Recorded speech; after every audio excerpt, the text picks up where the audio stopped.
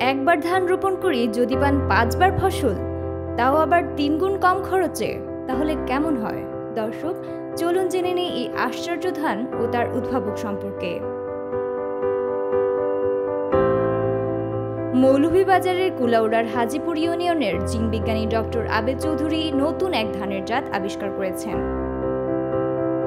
যে ধান একবার রোপণ করলে 5 বার ফসল ঘরে তোলা যায়। আবিষ্কৃত এই ধানের নাম দিয়েছেন পঞ্চগৃহী ধান।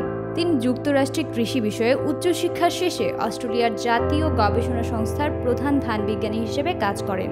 তিনি ডায়াবেটিস প্রতিরোধক, রঙিন ভুট্টা ও লাল রঙের চালও উদ্ভাবন করেন।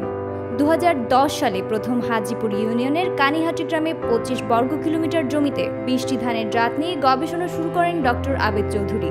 পরে 3 বছরে 20টি ধানের জাত নিয়ে গবেষণা করে নির্দিষ্ট এ জাতে একই গাছে 5 বার ফলন পান। স্থানীয় জাতের ধানের সঙ্গে উন্নত মানের ধানের বীজ সংকরায়ন করে এই উচ্চ ফলনশীল ধানের জাত উদ্ভাবনে সক্ষম হন তিনি। বিজ্ঞানী আবেদ চৌধুরী জানান, পঞ্চগৃহী ধান গাছে প্রথমবার 110 দিন পর ফলন আসে, পরের ফলন আসে 45 দিন অন্তর।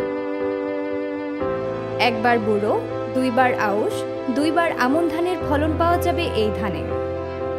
পঞ্চগৃহী ধানে প্রথমবার হেক্টর প্রতি উৎপাদন হয় 4 টন। এ ধানের চারা প্রতি 5 সেন্টিমিটার দূরত্বে রোপণ করতে হয়, ফলে গাছটি মাটি থেকে ভালোভাবে শক্তি নিয়ে বেড়ে উঠতে পারে এবং একটি ধান গাছ থেকে আরও বেশ কয়েকটি ধান গাছ গজাতে থাকে। এই ধান পরিবেশ বান্ধব উল্লেখ করে তিনি বলেন, একবার চাষ দিয়ে 2 বার ফসল উৎপাদন করলে উৎপাদন খরচ কমে যাওয়ার পাশাপাশি তা কার্বন ডাই অক্সাইড নিঃসরণের মাত্রা কমিয়ে এনে জলবায়ু পরিবর্তনে ভূমিকা রাখে। পঞ্চগৃহী ধানের জাত নিয়ে আবেদ চৌধুরী বলেন, আমি এ ধান নিয়ে ব্যবসা করতে চাই না, দেশের অন্যান্য অঞ্চলে এটা ছড়িয়ে দিতে চাই।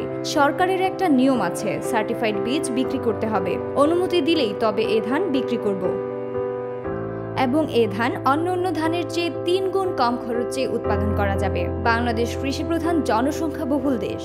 খাদ্যের চাহিদা মেটাতে প্রতি বছর চাল আমদানি করতে হয়। খাদ্য সংকটে কখনো কখনো বাধ্য হয়ে চড়া দামে চাল আমদানি করতে হয়। পঞ্চগৃহী ধানের জাত বাজারে আসলে দেশের অতিরিক্ত জনসংখ্যার চাহিদা মিটিয়েও বিদেশে রপ্তানি করা সম্ভব হবে।